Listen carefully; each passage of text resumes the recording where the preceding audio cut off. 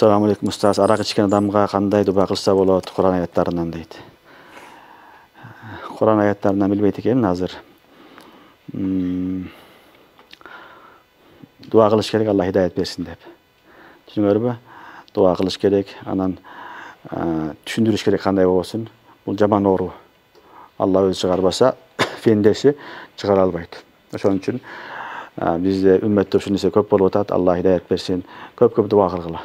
Көп дуа кылып, анан жакшы болгондо, соо болгондо, аны жамаатка чыгаргыла, мечитке алып баргыла, өзүңөр менен чогуу алып жүргүлө. Ошентип жакшыларга аны чөйрөсүн өзгөртүш керек. Чөйрөөнү өзгөртпөсө болбойт. Ошо ичкен жеринен чыгарыш керек. Ичкен шериктеринен чыгарып, жакшы адамдарга кошсо эле иншалла барып оңолот Кудай кааласа.